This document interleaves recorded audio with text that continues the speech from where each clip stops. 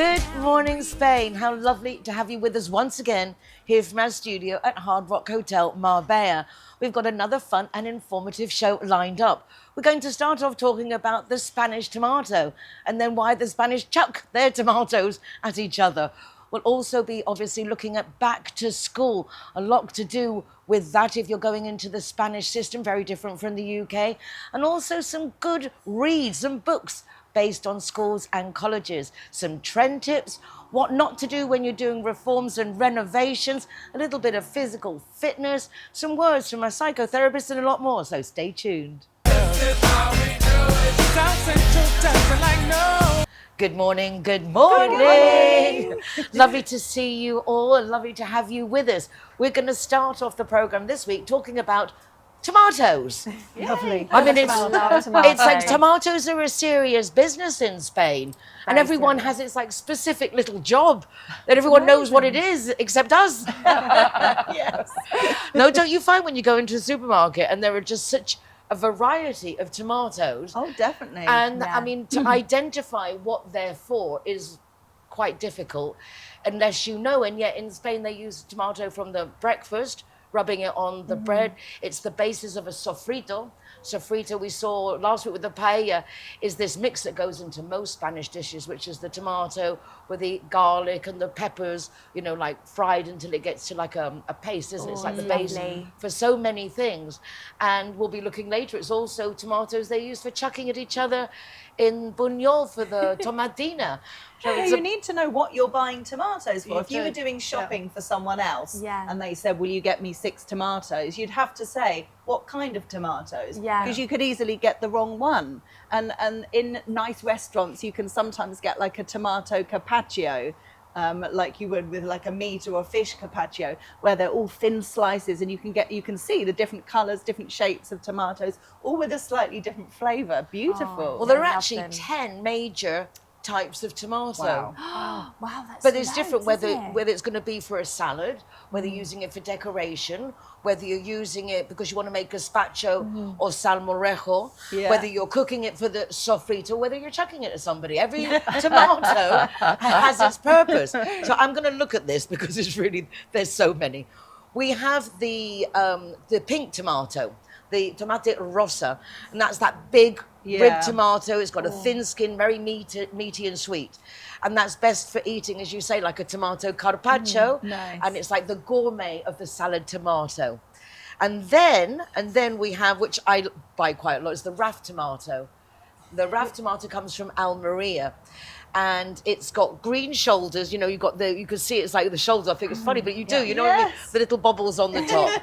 So it's best for salads, not to be cooked, because it would ruin the tomato. So do not cook a Raf tomato. Okay. Important information. Then you've got the pera tomate, the pear, which I think we would call a plum. Tomato for the shape. As opposed to round. It's oval, pear-shaped, few seeds, and it's got a dense flesh. And this is best for sauces, the sofrito, canning, making the tomato sauce. And it is literally the workhorse of the Spanish one and the one they use in the Tomatina. Yeah. Then we have the corazón de buey, the ox heart tomato. It's huge, heart-shaped, super juicy, almost no acid. And that's really good for salad, slicing thick, eating like a steak with burrata. Then you've got, which I also like very much, the cumato. So if you're wanting a tomato and you really think, I want it to be really flavorful, the cumato is definitely one to choose. And it's got that dark brown, reddish, greeny black skin. It's very sweet and it's really good for salads, good for just snacking on and for garnishing. And then, of course, we have the cherry tomato. Always good for decorating. You know, cheese and pineapple sticks with a cherry tomato. And then this one's very cool, the mucha miel. I like it's like a lot of honey. Mucha miel, the tomato, and that's from Alicante, Murcia. It's traditional, slightly acid, very aromatic, and that's good for salads. And that is one you would use for pan tomate. So the tomatoes, you know, the ones you find them on the sprig. What do you call that? The hanging tomatoes. Like vine. Right. So those ones that hang, because they really, it's curious, they last for a long time. They really stay fresh a long time. Those ones and the mucha miel are the ones that they would use for rubbing on the pan tomate when you're having those. So that's the ones for that. So I find it's really, really curious how many you have. So, and then the Valencian tomato is big, rib, soft, sweet, and it's similar to the pink one, good for salads and for Valencian dishes. Then you have the plain canary tomato, which is round, smooth, red all year, supermarket tomato. Yeah. And that's ones for everyday cooking, gazpacho, salmorejo, and salads when you don't have the optimal ones we've mentioned before. And we'll know if people have watched Good Morning Spain, because they'll be standing in front of the tomatoes going, what one do I need? Yeah, what did Nicole say was good for salads? Yeah, if you're in the supermarket, take a picture or a video of yourself and send it, and we will share it with your tomato selection. Yeah, Good tomato idea, selfies. Exactly, tomato selfies. Yes. Give us some of your tomato selfies. Like the ham and selfies. also go to the web, because obviously we will have a full list and explanation in the website and an article, so you could take it with you when you're choosing. You don't have to remember. Make my day. Make my day. As part of the larger festivities of San Luis Bertran, which is the patron saint of Buñol, they now throw tomatoes and have the Tomatina. I don't know if you've ever been to the Tomatina. No, I'd like to. never. I don't have a No, bucket list, never. but that would be on it. Yeah. This certainly would be on it. It's a very cool event. As I say, part of the normal fiestas. I think back in 1945, a spontaneous tomato fight came out during the processions. Well, as of 1950, it then became this official La Tomatina. Brilliant. Which every last Wednesday of August, the town takes to the streets, and from 11 till 12 in the morning, they throw tomatoes at each other. So funny. why not? I can't even imagine. Can I you? mean, how random can a fiesta be? I love that it started from people just having a tomato fight, and somebody went, "Oh, this is a good idea. Let's do this Exactly. every year." That was fun. In fact, it became so much fun that I think in 2013 they had to actually start making it a ticket entrance event. Wow, Because this village is like 9,000, 9,500 people, and 40 to 50,000 foreigners were descending on the village to chuck tomatoes. Oh my So literally it gosh. was collapsing everything. So I think in 2013 they started charging a €10 entrance fee.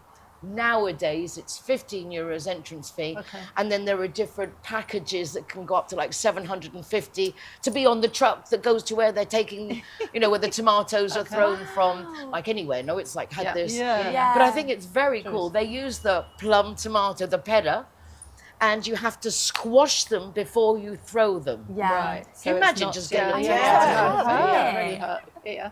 It would really hurt though, wouldn't it? Yeah. And it could take someone's eye out. I mean, it's really, it could really be, but no, I important think that it's it's not like a big. I don't think I've ever heard of any incidents from La No, Tomatina. that's true, actually. So No, I mean, because you hear from well. the San Fermin, the running with a bull, but I don't think I've ever heard of anyone being hurt Killed by a death flying by tomato. tomato. Yeah, I know. Exactly. So it's a really nice event. The last Wednesday, if you want to go, there are all kinds of guides, tours, packages. We're a bit close now because it's coming up right now on the 26th. Yeah. But it really is worth going or watching. Yes. You know, and then, watch, but imagine afterwards the town, what it must I look know. like. Yeah. Well, apparently they then get out these major power hoses, wash everything down, and due to the acidity of the tomatoes, it leaves the city spotless. Oh, Really? wonderful. How cool is that? interesting. So it's actually an annual cleansing Yeah. with tomatoes. Probably the cleanest village in Spain. Exactly. But very cool, isn't it? I mean, it's something so Oh, so different. so different. Very Spanish. It's nice. So let's just take a quick look at a summary of what's going to happen in La Tomatina.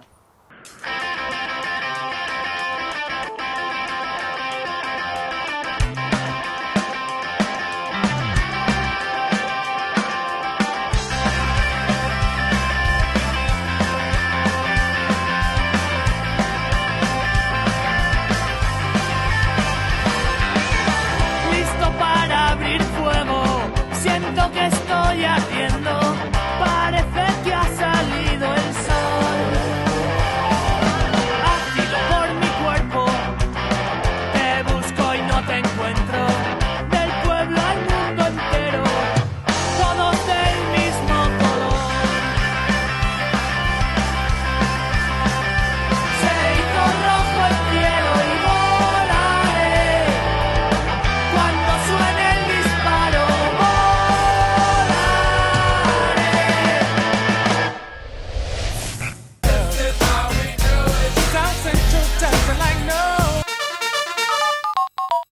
When you think of car or motorbike insurance, think Linea Directa. When you most need your insurance company, Linea Directa are there for you.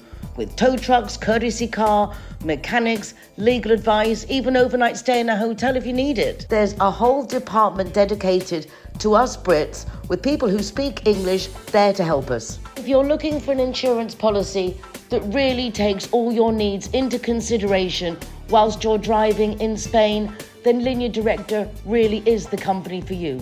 Why don't you give them a call? 952 14 78 34 or contact them online. Make my day. Make my day. Good morning, Neil. Good morning, Nicole. Good morning, everyone. He's still How are asleep. you doing? Wakey, wakey. I'm here. I'm here. I'm here. wakey. I made it. Summer traffic, not. No, it's great. Well, it's great. The roads are great. Yeah. It's Great this morning. Yeah. It's really good to get here. Right. Today, we're going to be talking about home repairs and home improvements. If you're like me, every time that one of these things come up, whether it's changing your toldo or redoing the kitchen or something, it's with trepidation. Which provider do I choose? And of course, it's particularly hard if you've recently moved to Spain, you're improving your home, you perhaps don't speak a bit of Spanish, you don't know a lot of the locals. So what are our hints and what are our tips on doing that? Have you all had home improvements at home? Done over the Absolutely. years? Yes. Right. So I know once coming down from Madrid, which is why I'm so keen for you to talk about Expand. this, is I was coming down from Madrid and our electricity system was an old box in the house. And so our English friends wanted to do us the favour of getting it done before we got here so we could walk into the house with electricity. But they asked an English friend of theirs to do it, who copied the house next door, which also actually needed changing. So it cost us €3,000 for absolutely nothing. Plus we got there with no electricity and had to start again. So don't ask an English person what to do. well, that's a very, very good place to start, because obviously it's important that someone in the chain can speak a bit of English if the Spanish provider can't. But don't ignore the Spanish providers, because they can often provide the expert service. Right, they know what you need. For example, an English Exactly. person, I say not in all cases, but in this one, this person might have been an electrician but had no idea of the Spanish normatives. Yeah, so you really need to think about that. I think don't lose your way when you book when you book a provider or something like that, or as the Spanish say, don't lose the north, don't lose the north direction. So all the things that you use at home, don't throw, or back in your home country, don't throw out. So I would suggest, my suggestions would be word of mouth. So find someone, a provider who you've heard of before. Always go and look at evidence of The work. the work they've done. Okay, Yeah. so it's the same rules you'd expect back in your home country as well. 2 or 3 quotes. Yeah, but sometimes you might live in quite a small village and you've got 2 or 3 people in the village, and that's all you've got. Yeah, and People asking are each gonna one for a come in. quote could be the end of you, because they'll tell each other. Well, they're all probably related or something like that. So literally, the big advice is don't forget what you've learned the rest of your life and come here. I think it's easy. And the point about trying to use a Spanish provider where possible, even if you have to use an English translator, is good. That's not to say English-speaking providers aren't good. There's some very good ones in areas where I live as well. So you need to get sort of quotes from them as well. I think that word of mouth recommendation really helps. And I always go in online and put the word juicio, which is court case, primera instancia. Oh my gosh, you're scary to work for, right? No, That's I'm the market kind of work research for by you. profession. Yeah. I've lived here for over 40 years.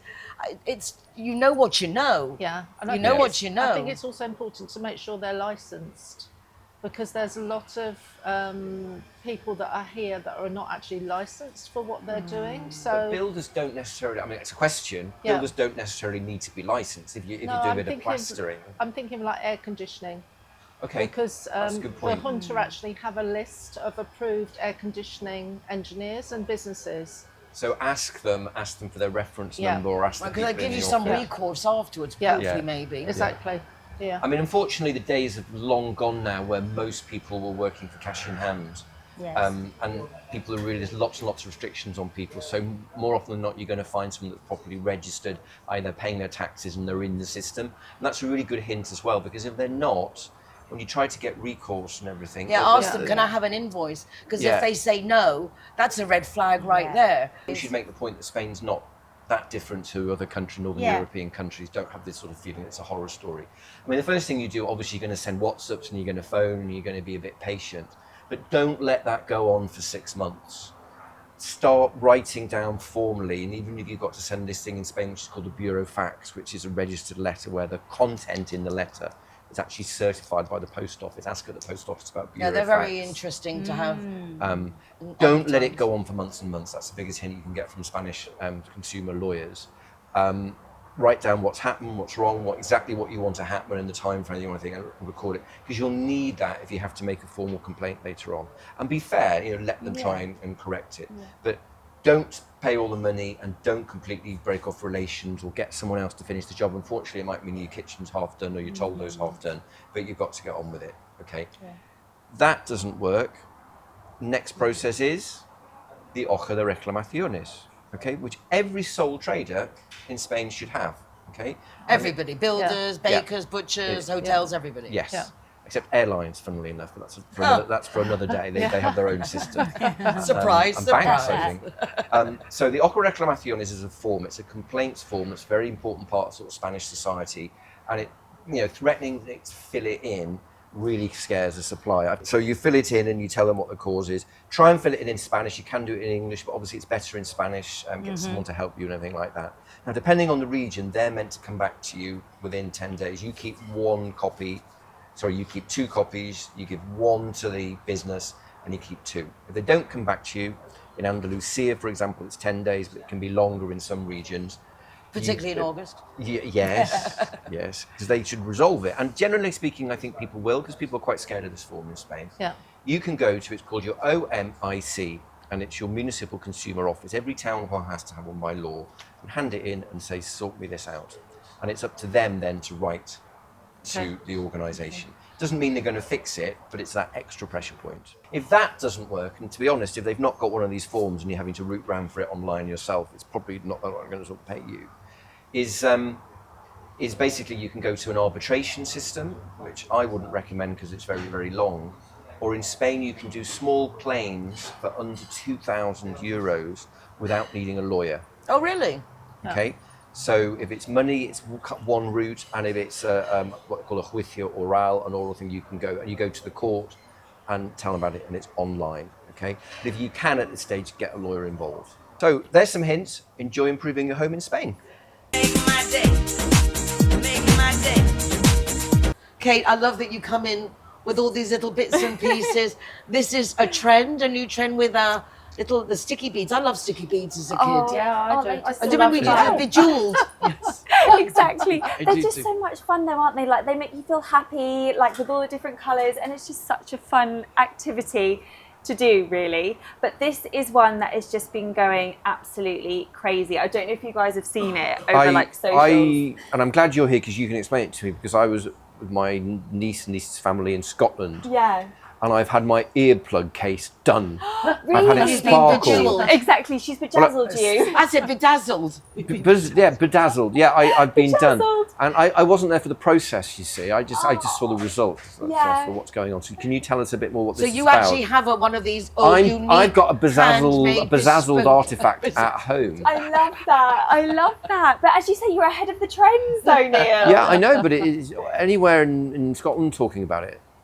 But honestly, it's literally taken like the world by storm. So basically, it's super easy to do as well. Like, I mean, I just went and got I've had these jewels for years because I've always done little bits. But that people are just buying them, like going to the 99p or like the Euro stores, getting them and literally just covering. Like whether or not it's and they're sort of phone cases. uniform, aren't they? They're like one by one. They're like little bricks. I can't really describe it. So It's like the sort of silvery ones. And they all sit really close. So these ones, they actually come on like a line, but you can literally just rip them off, and then you can just decorate like your phone cases, and obviously just stick them on. And hold it up while you put it on. Oh yeah, sorry.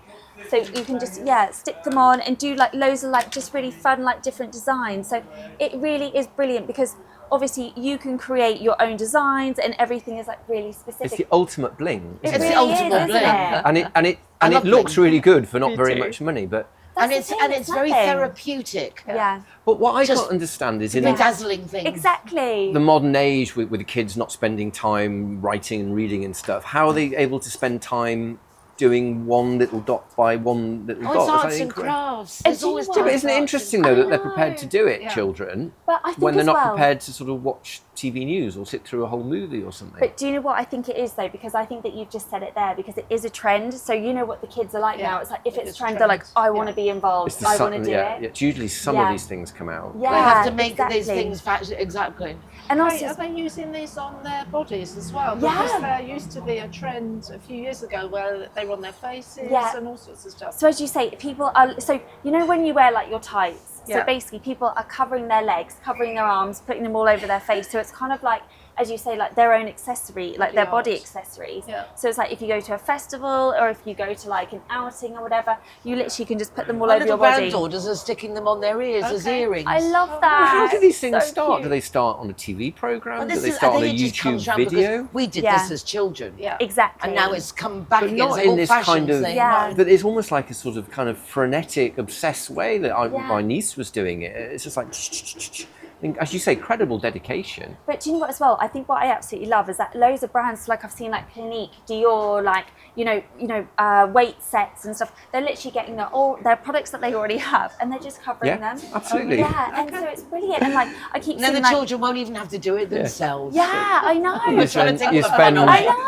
60, 70 euros on some posh Yeah. branded Yeah. makeup. and you- 160,000. Yeah, and then Yeah. you cover it in plastic blobs. Exactly. I know. It's the trend.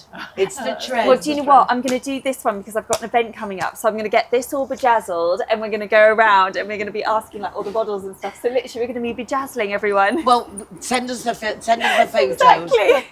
If you are also bedazzling and bejeweling, Yeah. send us your photos too. Or even just do it. and then Exactly. send We us want the to photos. see you. Yeah.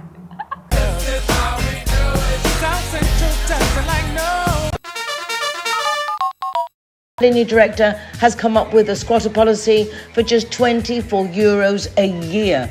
You don't have to have your home insurance with them. This is a completely separate matter to protect you from squatters. For more information, call 952 147834 or their website, LineaDirecta.com. Sometimes there are numbers that shape your life. Thousands of minutes putting in your contact lenses, hundreds of blurred memories, and many lost pairs of glasses. But there are also numbers that give you confidence. For more than 30 years at Baviera, we have performed 1 million treatments, 1 million reasons for a life without glasses. Baviera Ophthalmology Clinic. Make my day. Make my day. It's holiday season and our little Lily is going on holiday and she sent us a little review of her experience at the airport. Good morning, Spain. It's very early here. I'm at Malaga Airport and I'm going to take you with me to see how easy it is to get through a Spanish airport.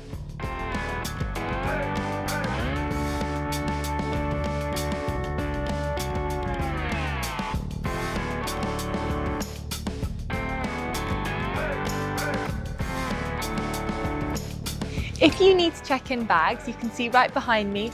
Look for your company as you would usually do. I won't be doing that today as I only have hand luggage, and to my other side we have special assistance. It's recommended to try and book at least 24 hours before on the IANA website. If you're travelling on a non-EU passport, your visa and travel documents are checked at check-in when you drop off your bags. A small reminder that if you watch the show, you will know that if you have an invisible disability, you can apply for the Invisible Disability Badge on the IANA website.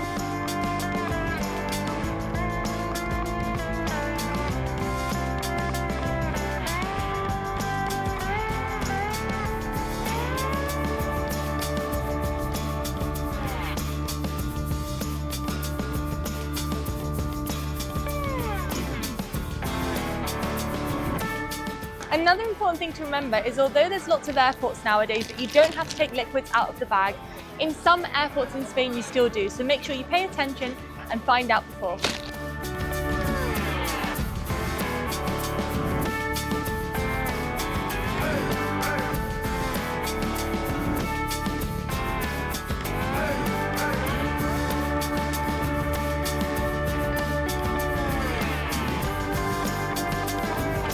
You will find balls like these dotted all around the airport, so double check your flight, and a reminder that if you're going to the UK, please factor in time for passport control. Non-EU travellers will need to register with the new EES system. You'll use the machines to scan your passport, have your photo taken and register your fingerprints before passport control.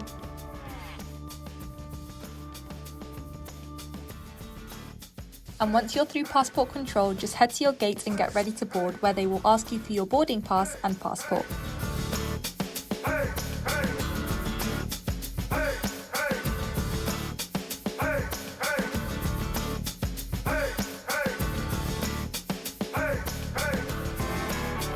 Buen viaje, have a lovely trip.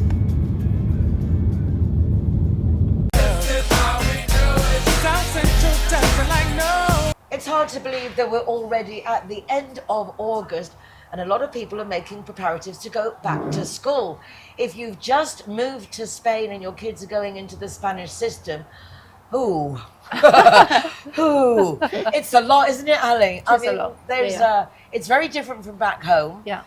A lot of things to prepare, not just the pencil case and colours and things that I used to love going with the kids to get. There's a lot of books and the systems are different. They are different, and I think people don't appreciate the cost of actually sending their child to a state school because it isn't free. Yeah, because they're thinking, oh, free school, Yeah. and then but it isn't. There's a lot of add-ons. Yeah. So, for instance, the books that they use during the school day, so the textbooks with all the information in, they need to buy those unless they've pre-registered with a Spanish system, which may give you some free books, but it's not Normally guaranteed. they arrange for you to buy them through the school. Yeah. Schools make nice commissions on on textbooks. And you have to be super careful that you're getting the right ISBN number, because you may buy a book and think that's the right book, but actually it's not the right book that you're buying for your children. Right, because they would, if they do re-edit, as you say, if the ISBN, which is the official registration per book, it's like in the barcode, you've got the ISBN.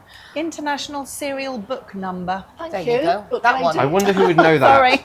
Our book girl knows everything. But it is, because if you buy the wrong one, they will make you get another one. Yeah, well, you paid for something and then you can't use it. Exactly. So, yeah. And you have to have their regular official I wonder if books there's a huge for each subject. second-hand book market then. There is. So there's the something minute you finish the called course. the Banco de Libros, which some of the different areas have different Banco de Libros, but you have to be registered with it way before, and there's only so many books on there. Yeah, But so it's then- not an easy solution. No, and they're normally books that previous parents have returned because their children don't need them anymore. Yeah, that's right. So they're probably But covered in scribbles. Covered in scribbles, Yeah. writing, because that's Missing another thing. A lot of pages. things are actually done in the books. There's Yeah. a lot of work that's actually in the textbook. That's Yeah. the thing that struck me when I've taught English, that Spanish children cover the textbooks with pencil and pen and everything, whereas Because- of course in my British experience you wouldn't dare never write on a mark, book. because it's not yours, it belongs to the Exactly. school, whereas in Yes. Spain it belongs to the child. Yeah. And, And a lot they of the abuse exercises this are book. done in the book. I know, They're actually shocking. got to fill in Yeah, the yeah, book. yeah. It's And I'm very thinking- different in that I'm respect. thinking, poor book.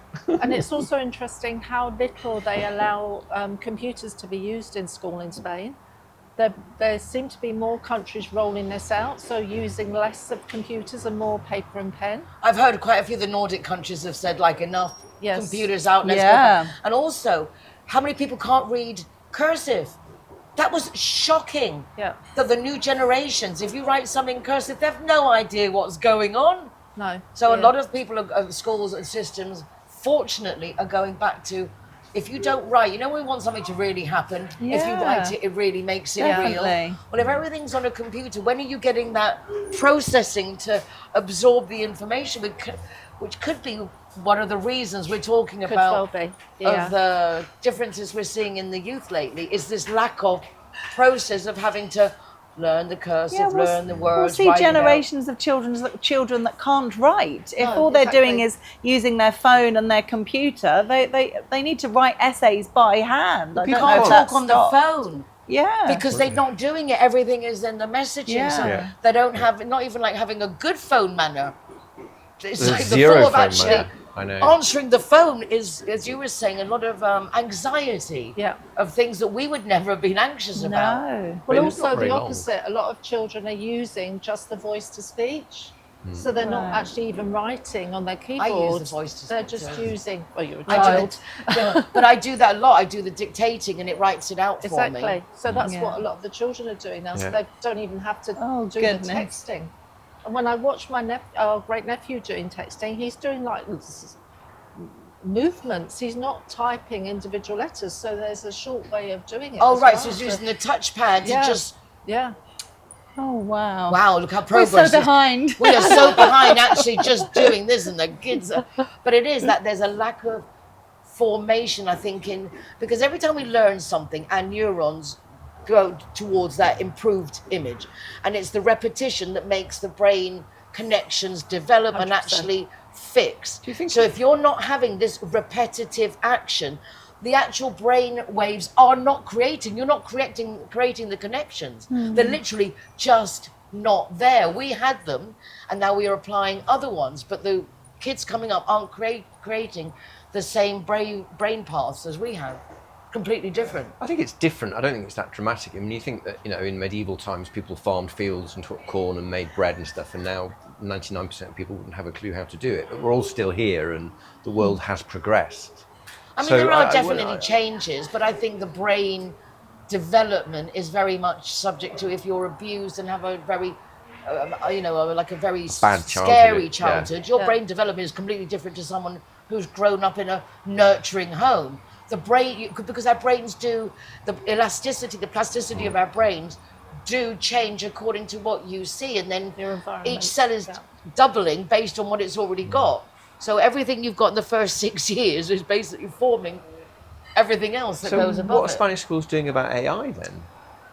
I don't think I haven't read that they're actually doing that much, although the UAE have now brought in a law from this summer that it's mandatory. AI is mandatory in schools. Okay, so it has to be part of the of the training and as a scary research tool. Yeah. Because everyone else is using it. Because if you're not ready for it, when you come out of school, you can't use it, and everyone else is using it. You won't be ready for work, whatever work's left then. I don't think it's very difficult. I don't understand why there's so much emphasis on learning to use it. Don't think it's I don't see that it's so difficult. I think the worrying thing is like seeing that how it's giving you summaries. So I mean, I love like Hannah's summaries of the books, wonderful. But to think that a student will now just take an AI summarized version of, say, To Kill a Mockingbird, and then they've never read the book, will never read the book because I've got the summary. Scary thing is what happens when there are no books and we've only got the summaries available. No, that's absolutely true. But I'm of the age where we were moving from slide rules to calculators, and I think I was the first year where they allowed you to take a calculator into your O level. Oh, I wasn't allowed to do that. We must be the same age. And that was a major sort of scandal that you could do this, and that was the end of the world. That was cheating. Yeah, that's cheating. And now, would you dream of sitting in an O level or a GCSE as they are now in England, writing down with hand? But I do think we are better off because we do know how to do it. In the sense there is it's not for the fact I'm going to use it for the math, it's because I've developed the brain path to be able to do reasoning and calculation. It's that I think is missing. It's that ability to be able to do the reasoning as opposed to just have the answer. We've had to reason things out. And nowadays, who cares about the reason? It's just there. Yeah. This is the thing I think maybe. Yeah. Anyway, books. Where do we get our books? So you have to buy them through the school, as you said, which is part of the state system. And also, if you're thinking, I'm just arrived in Spain, I want to put my child into that school, the school may be full.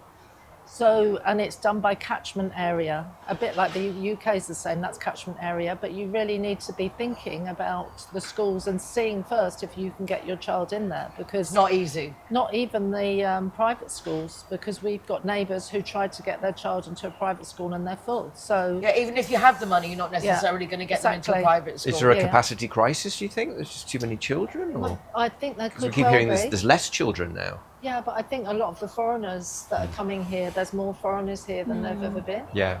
Foreign schools are definitely really difficult to get into. Yeah. Really difficult. Yeah, in the big sort of tourist foreign areas, obviously. Yeah. And again, in a popular area, getting into schools the same as England could be very, very difficult. And the schools have got a rating, haven't they? not an official rating, but people know whether that's a good school or that's not such a good school. So state schools as well. So people will want to get their child into what's called The a most good popular school. one. So plan early. I think, as curiously usual. though, the good schools in Spain, when they do have their classification, a lot of it is based on the installations that they have and the sports areas. Now, kids may not be allowed to use any of those installations, but the fact that they have them gives them a they're good rated guarantee. like It's not hotels, based on that they're rated on the qualifications physical thing, not or the, like not in the- results in UK. Oh, they all passed the CSE. No, these ones didn't. But in Spain, it's just based on the quality of the school, not necessarily. Yeah. Anyway, more to come on back to school. If you've got any questions, let us know. Thank you, Ali. You're welcome. Have you heard of ZeroHero? Well, I'll tell you. ZeroHero is a community initiative that rewards designated drivers with free soft drinks. Every single one of our venues gets special branding, including this sticker which has a QR code which will lead you straight to our website. The ZeroHero project is in collaboration with the Linea Directa Road Safety Foundation. So whether you're a customer who goes to wonderful restaurants or a restaurant who serves wonderful people, this is definitely something for you. Go to our ZeroHero.es website to find out more. Make my day. Make my day. As we were talking a bit about schools, I thought I'd look at some well-known books that are set in schools. They're generally a good place to set a novel or a story because you've got the opportunity to come up with some great characters, both the pupils and the teachers. So we're starting with a fairly modern book, Normal People by Sally Rooney. It came out in 2018 and was made into a successful TV series starring Daisy Edgar-Jones and Paul Mescal. At school, the characters of Connell and Marianne pretend not to know each other. He's popular and well-adjusted, star of the school football team, while she is lonely, proud and intensely private. But when Connell comes to pick his mother up from her housekeeping job at Marianne's house, a strange and undeniable connection grows between the two teenagers, one that they are determined to conceal.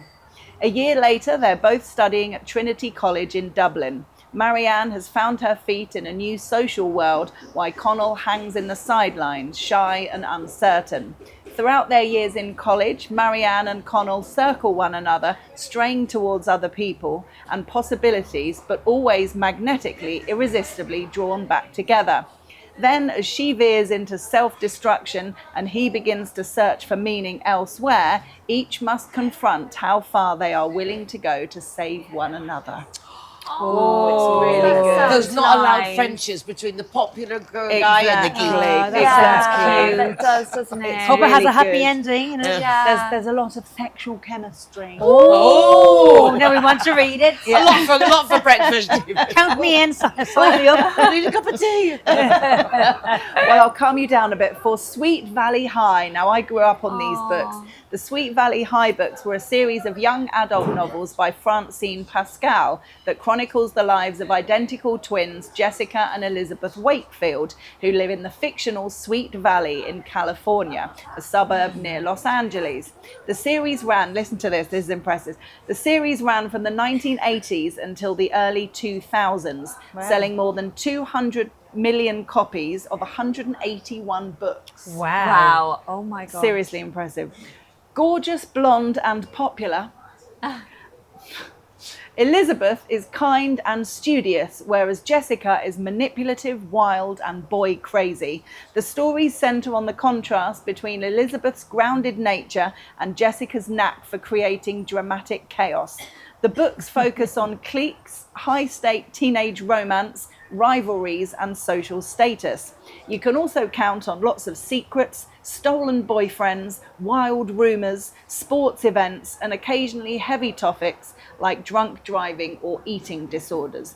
They were great to read as a teenager. I'm Really really kind fascinated of- with twins because it's curious how identical but how different they are. Yes. They like you see like on the social media the happy baby and the miserable Yes, baby. yes, so funny. Same but different. So Yeah. exactly Yeah. the same but different. And I do find that fascinating in general when you are just siblings, never mind twins, that grow up in the same household, yet have completely different Personalities. recollection of childhoods. Yeah, You know, because one no two children grow up the same. No, Whether and it's it's all because perception. there's a favourite because one's Yeah. clever, Yeah. but there's always going to be, it doesn't matter, same parents, same kids, Yeah. same school, but they will not have the same No, experience. it's really It's so interesting. Yeah, it is.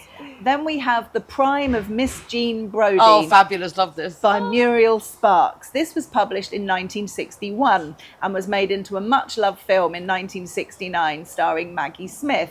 In 2005, the novel was chosen by Time magazine as one of the 100 best English language novels from 1923 to the present day.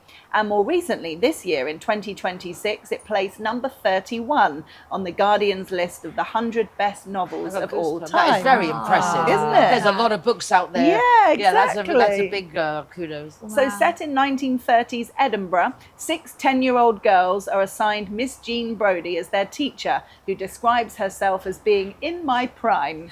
Instead of following the standard school curriculum, Miss Brodie gives her students lessons about her personal love life and travels, promoting art history, classical studies and fascism. Under her mentorship, these 6 girls, whom Brodie singles out as the elite group among her students, known as the Brodie set, begin to stand out from the rest of the school. However, one of the students betrays Miss Brodie to the strict headmistress by revealing that she encouraged a student to fight in the Spanish Civil War. This results in Miss Brodie's forced retirement, while the student eventually converts to Catholicism and becomes a nun. Wow. There we go. But I love the idea of a teacher sort of going off piste and doing their own thing. Yeah. Because the curriculum can be so restrictive to a lot of boring, teachers. yeah. We're going to do the Dead Poets Society as well. Oh, yeah. Try and put individualism. Oh, anyway, carry on. Yeah. So, yeah, I love a rogue teacher. Yeah. And then we have Mallory Towers, which is a series of 6 novels by Enid Blyton. The Love Enid series Blyton. is really the good. series is based on a girls' boarding school that her daughter actually attended. It follows the protagonist Daryl Rivers on her adventures and experiences in boarding school. The first book in the series is called First Term Mallory Towers, where Daryl begins her first year at the castle-like cliff-top boarding school in Cornwall. She meets sharp-tongued, cheeky Alicia, musical genius Irene, and timid Mary Lou. Determined to do well and make friends, Daryl's first term is tempestuous. Her temper causes problems, and her efforts at playing the fool backfire. Another new girl is Gwendolyn Mary Lacey, what a fabulous name, Yeah, wow. who turns out to be vain, shallow, and prone to occasional spitefulness and bullying. The Mallory Towers stories largely centre on their intertwined lives and relationships, with the first book ending with Daryl finding a best friend in Sally Hope. That sounds cute. Sounds I want to very read all of those. They sound like Yeah. just up my street. So Just cute. like a little bit, like saucy, a little Yeah. bit sneaky, a little Yeah. bit cheeky. And I Yeah. think when you have books set in schools, there's generally people who you can relate to. Exactly. You can think, oh, I knew a girl like that. Reminds you of your school days. Exactly. It's really nice to kind of reminisce, because you'll always find, but I had a teacher like that, or Yeah. you'll always Yeah. find people that you can identify with. And Yeah. so I think Lovely it's a choice, nice... Hannah. Thank you. Oh, Thank lovely. you, Hannah. Happy Lovely. reading. Yes. Make my day. Make my day. So good morning. Today we're going to do some very simple stretches to basically relieve any stress or tension in the upper body. So first of all, we need to get blood into the area. So just make sure you're standing in a nice posture. Take a deep breath in. Exhale. Again, inhale. Exhale. Move the shoulders in a circular motion, up and down a couple of times this direction. And then change direction, other way. Big circles. Bend your knees. Inhale, up, down. Just get some oxygen into those muscles. That's it. 2 more. 1 more. Okay. The arms. Put one hand in front of the other. Bend your knees. Pull your belly button in and stretch the arms forward. So you're stretching your shoulders, and slowly bring your chin down towards your chest. So you're really arching out your back. You want to hold for between 8 to 10 seconds to get a stretch. Good. And just loosen the shoulders out. But let's do the opposite. Put your hands behind your back. So it's going to look like this. Hands behind your back. Again, make sure your feet hip distance apart. Arms are here. Pull the shoulders back. Inhale. And as you exhale, gently lift the arms up behind you, pulling the shoulder blades back. And this stretches all across your chest and the front of the shoulders. Great. Loosen the shoulders out. Now, put this arm up in the air or the hand by your side. Inhale. Exhale and stretch over towards the side. Stretching the arm as far as you can go. Feeling the stretch all along here, the side of your body.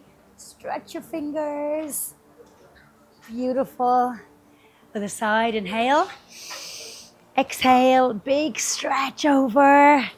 That's it, really enjoy the stretching. Release. Lift the shoulders up and down. It's really good for the neck. The shoulders, 2 more. 1 more. Inhale. Exhale and stretch your neck over to the side. Gently back to center. Let's go the other side. Inhale first. Exhale, stretch the neck over to the side. Beautiful. Now put your hands on the front of your legs and pull the shoulders forward and then pull them back. Again, forward and back. Inhale, exhale. 2 more. 1 more. Okay, backs of the arms, the triceps. Put your hands in the air, drop the arm down. Take hold of your elbow. Again, bend your knees. It just takes the pressure off your lower back. Inhale, exhale, and pull. So it looks like this. There we go. Lovely. It stretches the tricep muscle that runs along the back of the arm.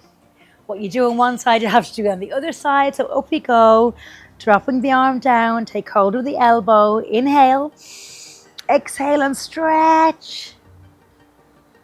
Beautiful. Now the last one, the bicep, the muscle here. Put the arm forward, take hold of your fingertips and just stretch. Make sure the shoulders are down, that you're not all hunched up, and just stretch your arms. And it stretches all along here. You'll feel it, especially in your forearm and up the top of your arm. Hold it there. Good. Other side. Inhale and then exhale. Beautiful. Now take 4 deep breaths. Inhale up. Down. Enjoy the breath. 2 more. Last one. And finish. And enjoy the rest of your day.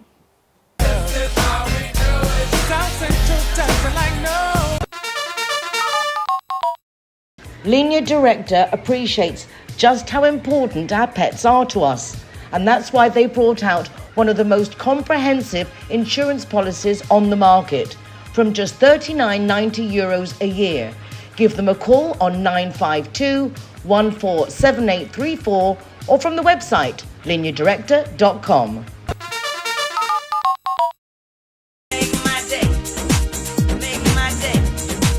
This segment is brought to you by Clear Vision Psychotherapy.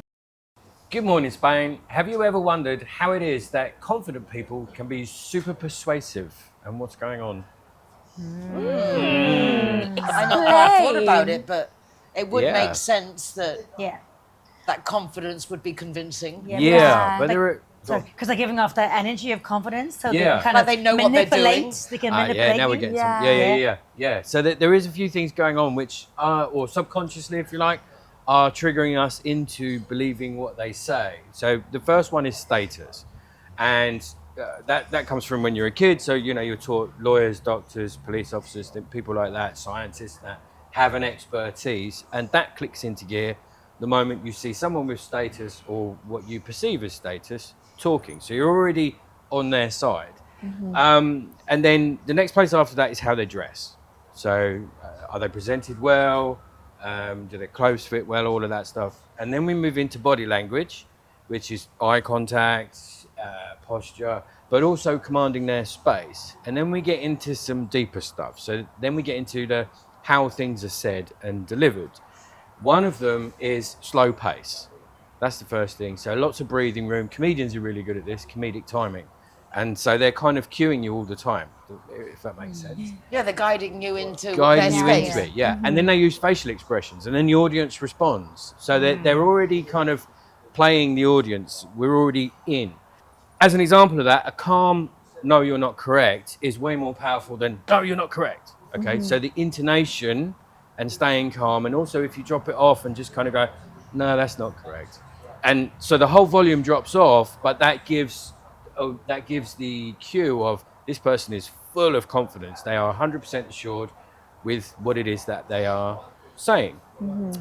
Then we move into a couple of other things. One of them is simplification and certainty. So an expert might say, in order to discover F, we have a 70% accuracy rate, but we go A plus B equals C times D, take away a bit of E, and we might end up with F. Somebody who knows less can simplify it down and go, look, all it is A plus B equals F. That's it. And our brain goes, oh, cool, simple, I can understand it, the loop is closed, there's no ambiguity in it or anything else, so now I'm hooked, now I believe you. And the last one, which people use, is to tell you what you want to hear. That's a big one. That's a big one. old chestnut. People love being buttered up, and it works. Yeah, it does work. And it works because you don't even realise it till afterwards. No. You're so busy beaming. Give them compliments. Exactly. Yeah, Exactly, and also we give it away sometimes. So we don't realise we're giving people the information that they need in order to persuade us. We make it really easy for them. I'll give you an example. The World Toastmasters Championship 2015. Look it up on YouTube. And there's a guy on there, I forget his name, Omar somebody or other. And he comes on the stage and he goes to light a cigarette. And the whole audience kind of goes, Never seen don't do that. Yeah, it's good, isn't it? Brilliant. And then he comes out with a load of bogus facts. So he says, well, this doesn't kill you. Diabetes kills 3 times more people than smoking does. But if I pulled out a Snickers bar, nobody would say anything. And then he goes on about DNA is the leading cause of cancer and this and that and the other. And then he says, and I just made it all up. And you can kind of see the audience who are all hooked. So and then he tells an anecdote of, I told this to a bunch of friends, they all believed it, and 2 of them started smoking again. So it's the power of your words and the power. He simplified a whole load of data, made it all up, but delivered it very, very confidently. And it just goes to show or demonstrate that what we're being told isn't always the truth, but we can get suckered in super, super quick. Just by the way it's delivered. And I think that goes with like the marketing, how they give us the news. In this, do you know what I mean? The sense of the delivery. Yeah. If it's done with that conviction, you just take it as fact. And if you want it to be true. There you go. If you like that truth, it's certainly going to resonate. If you're a smoker or an ex-smoker, that delivery clicks right into what you secretly desire. It plays into your narrative. Yeah, So interesting. it's that kind of discovering, if you're being fed information or you're enjoying being fed a certain type of information, figuring out, is this telling me what I want to hear? Is this giving unbiased facts? Or is it the truth? Yeah. Does this person have any expertise? Because an expert normally has no problem saying, we don't know, or we think it's this. But I think you're right. When you're saying something to somebody, it isn't even what you say, it's how you say it. If you say it in a kind of kind, calm way, people accept it more rather than coming across in a way that's... 100%. Yeah. If you're in some kind of debate or discussion, remain calm and your point will automatically get across. I used to giggle better when something was serious. Right. And so that's very unproductive, you know. So like if you want to say something, I would giggle.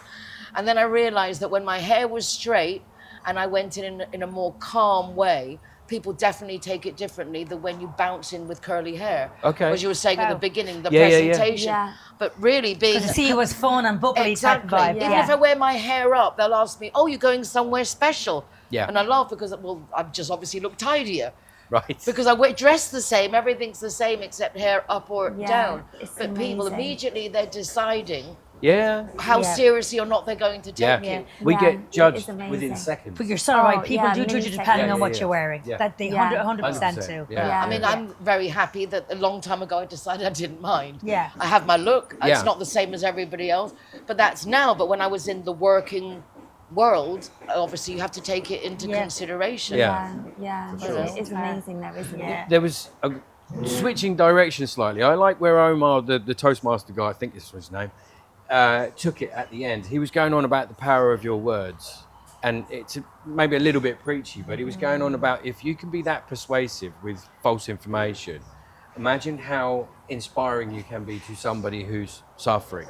Imagine how cutting your words can be to somebody else. So the right words delivered the right way, or the wrong words delivered in the wrong way can have a huge effect on somebody's He's got 15 life. people smoking again. Well, yeah, who'd already yeah. quit just by having an example. Yeah, exactly. The power But of the it's- word. but the power of the word, and it's not just the word; it is the confidence in which it's delivered, and that's where mentorship and things like that come from. There's a lovely saying that says, words are like birds. Once you release them, you can't take them back. Right, and you have no idea where they're flying to. Exactly. Yeah.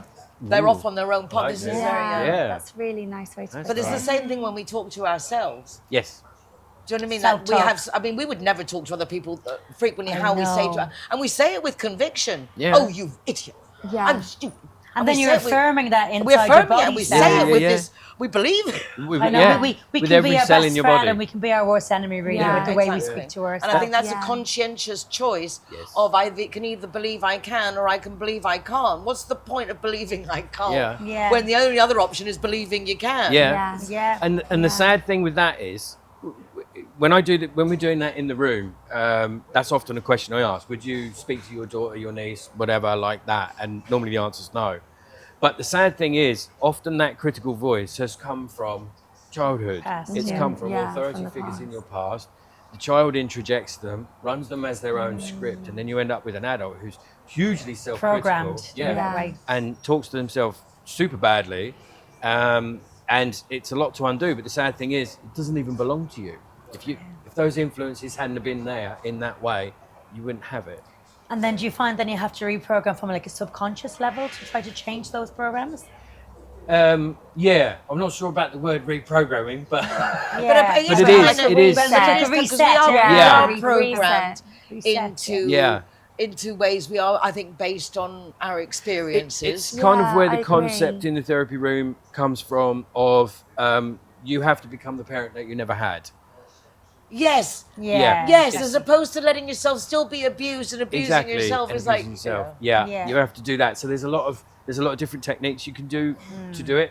But one of the things I do is bring that voice out into the room. Often I do it with an empty chair. So let's put that voice in this chair. What's that voice Role-playing. saying? Yeah. And then now it's out and we're facing it. It naturally just starts to actually dissipate. But for a lot of people, it's very confronting. And they get very emotional with the work, and it can take quite a long time to get through it. And then it's reality checking against the criticism. Is this actually who you are? Is this actually how your life is?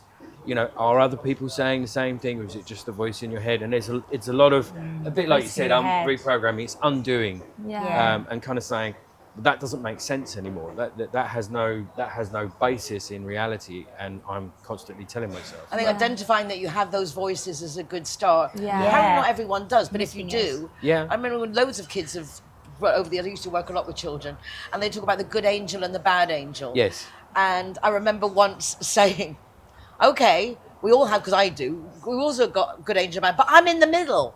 Yeah. I make the choice. Yes. Now, I don't know who that person is compared to the other two, but I grew up with good angel, bad angel. Yeah. And one saying, get up and do your homework. And I was like, Yeah. I don't want to. Yeah. But at the end of the day, I'm listening to both conversations. It is my choice. Yeah. Yeah. If I'm aware Yeah. that it's going, but isn't it curious? Who are these three people Yeah, in there having the I chat? know. Yeah. Me and It's these busy, two. it's busy. Me and the good angel. It's so busy. Yeah. Trees, a crowd, isn't it? And some of the work is integrating the two together because they're separated out, so they're causing an internal conflict. Pros Yes. and cons. Yeah, so it's integrating them together because they both have strengths, and if you can work them together, you become stronger on the outside. So, for instance, like the devil can often be, that's the one who's very determined and very selfish. I'm just going to do this. I'm going to pleasure seek, etc., etc. And the other one's like the policeman of the psyche, if you like. If you can integrate them together, you can have more Balance. authority in your life. Yeah, balance, more authority, assert boundaries. If you get it into a healthy channel. Yeah. One thing is realizing things and talk to people. Do you have someone to talk to? Do you find someone For sure. qualified Yeah. like Simon to help you get it out? Yeah, Yeah. Talking is here. absolutely. Thank you, Simon. You're very welcome. Make my day.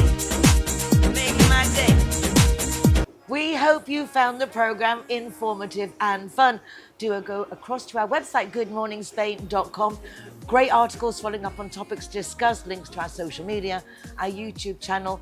Have yourselves a really good week. We love having you with us. Take care. Bye for now. Bye.